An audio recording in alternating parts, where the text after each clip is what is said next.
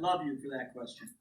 And that goes to the heart of the whole matter here. And that's one of the reasons why I start out by saying, at the beginning of our discussion here, why impeachment is important, right? Because she's saying there's a whole generation out there that just is sick of BS politics, right? Of saying one thing and not doing it. Well, again, I'll go to that core point. If you spend 3 years saying Donald Trump is the worst, most dangerous, most awful president in American history, and then you get a chance to impeach him and you don't do it, right? You pull your punch at that point. I will tell you that is far more dangerous than impeaching him and then having the Senate not do it. Because the message to tens of millions of Americans is that you're willing to say the guy is awful, but you're not willing to do anything about it when you have the power to respond. So that is, I think your point is well taken. And let me just take it to this next level here. One of the best ways of thinking about Trump and Trumpism in the moment we're in is that Donald Trump is a symptom of something that is wrong. Yes. That he is not what is wrong. He is the symptom of what is wrong. Because, and this isn't, thank you, but this isn't saying something nice about Donald Trump, right? Because the symptom of a disease is not a very attractive thing, right? It's the thing that tells you you have a bigger problem. It's the rash, right? Or the whatever it is. But the fact of the matter is, he really is a symptom of something bigger.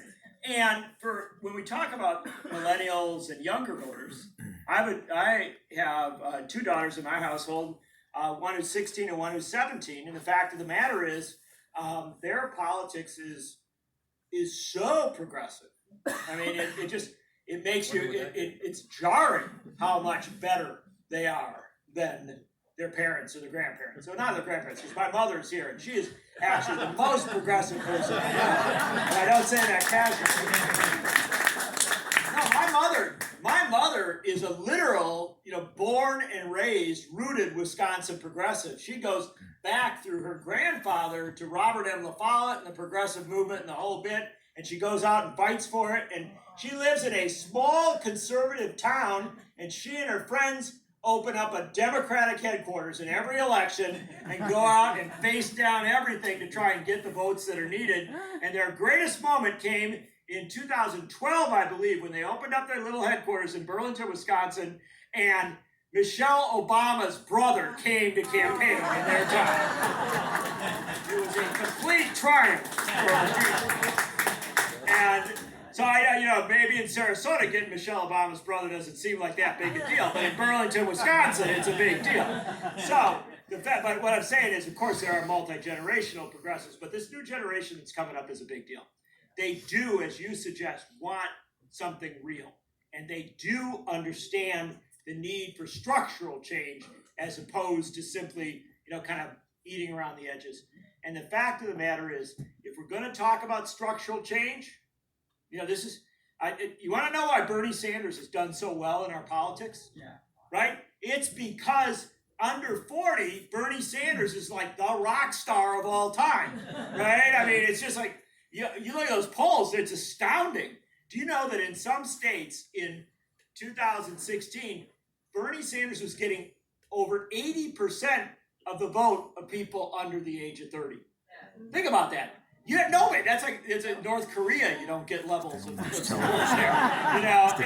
And so, but yes, what was it about a 70-something, like old guy from Vermont, it's a right? Revolution. Well, maybe a revolution, but maybe young people actually have gotten beyond some of the things that older folks are afraid of, right? And so the S word didn't scare them all that much. Nope. Why wouldn't it scare them? Well, here's a suggestion. It's also why Elizabeth Warren has done amazingly well and may actually prevail in this thing. It's also why Andrew Yang, who I don't happen to agree with on everything, has got a surprising level of support. One of the reasons is people are looking for big changes. They're looking for fundamental changes that address fundamental challenges. And there's 3 things that have happened in the last 30 years that define our lives, and yet that we hardly talk about. Now we know we've got the climate crisis. We know we've got structural racism. We know we have inequality, right? We got these fundamental things that we haven't addressed. But here's 3 things going on that young people know a lot about, but not everybody else is thinking about. We are, at this point, 30 years into a globalization revolution where everything about how we think about the rest of the world is changing.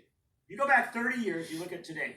People think about globalization and they say, well, that's like closing factories or moving jobs. No, globalization is much bigger than that. That's the music you listen to. It's the food you eat. It's the people you know. It's the character of your community. And the fact of the matter is, places across this country are changing in fundamental ways. Dodge City, Kansas is 70% Hispanic, right?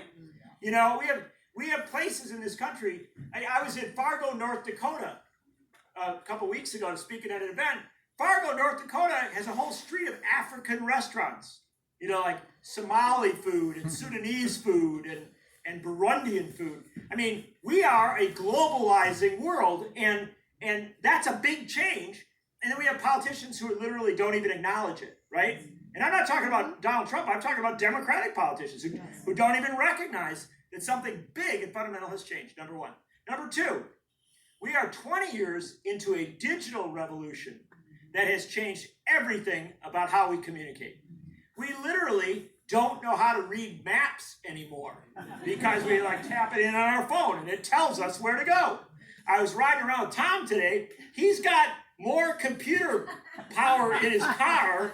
No, literally, he's got a screen. It's bigger than my screen on my computer in his Tesla. And no, I mean, so the fact of the matter is we have fundamentally shifted in how we communicate, how we operate. And to give you an example of how many of you does this remind you of your child or grandchild? Right? You don't see their You don't see their face anymore because they're literally looking at the thing all the time. And frankly, it's you too, right?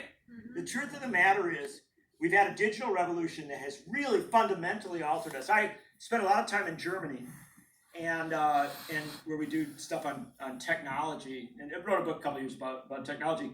And I was talking to one of the top experts in artificial intelligence in the world. And he said, computers are moving so fast. This digital revolution is moving so fast that for a while we thought we might have to genetically alter people to keep up with the computers. Not kidding. No, this is a serious conversation. He said, people won't be able to keep up with this new computer, you know, all this digital change that's going on. And he said, we thought about that for a while, and then we realized, this is a top expert at Oxford, he says, then we realized we wouldn't have to do anything because people had genetically altered themselves.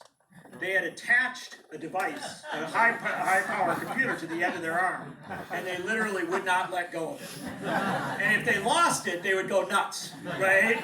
So the fact of the matter is, digital revolution. Number 1, a globalization revolution about 30 years in.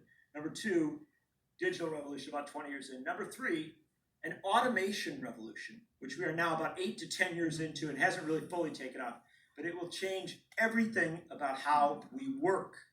And this is a big deal. We are literally going to have a situation where, you know, when you go to the store now and you can scan your stuff and you don't have to talk to a human, right? That will be the ubiquitous reality in 5 years. The fact is, banks, the biggest thing that's going on right now is bank branches are closing, right? Banks are not building as many branches as they used to because everybody's doing it online and they're doing it, or if they are banking, they don't have to have a human being there.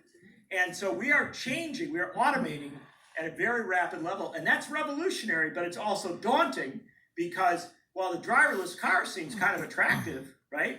I don't have to drive, so my car will drive me. Unattractive is the fact that in most states in this country, the top job for men is driving.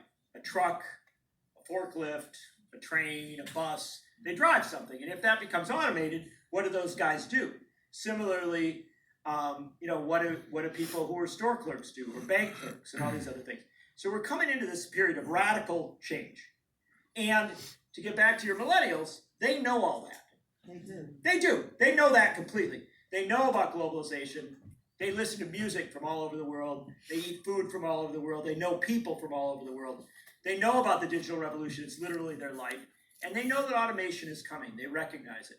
And so they need a politics that actually responds to them, that actually speaks to them. And you know who else knows it? Everybody else. Because it isn't just millennials. Now maybe a 55-year-old guy that got laid off from a plant in Ohio wouldn't put it into words, right? But he knows about automation because maybe that plant was automated, or maybe the warehouse he was working in was automated. Maybe he can't get a job because that's already gone. And the fact of the matter is that we need to radically alter our politics. And Donald Trump came up with a great idea. His slogan was "Make America Great Again." The operative word was again, right? His promise was all the things that scare you, all the things that are changing, all the things that are altering, I'm going to make it okay by going backward. I'm going to recreate what was. And the only problem with that idea is it has never, ever worked. And it never will. You cannot go back. You cannot reverse technology. But Democrats didn't respond by saying, that won't work. Here's what the future should be. And this is a big deal. I am horrified when I watch Democratic debates. Because it's not that they're bad people, but it's just most of what they're talking about is like the best they can muster up is maybe we'll try to do what FDR did again, right? That's not going to work. That's not the answer. The answer is to say that the future is going to be different, but if we're in charge of it, we can make it better. And in Germany, they're already on version 4.0 of how they deal with automation. They have literally restructured their benefit programs for people that work in a different way. They have lowered the work week in many factories to 30 hours. In Britain, that's what they're talking about now, going to a 4-day week. This isn't a bad thing. No, working less is really cool, right? You get to walk your dog for longer or, spend time with your children. It's not, but we need to harness the power of these changes. And what you need is a politics that says to those millennials and to everybody else that what's coming next can be good, but it will not be good if every penny of profit from what's coming next goes to like 6 guys living in the Silicon Valley.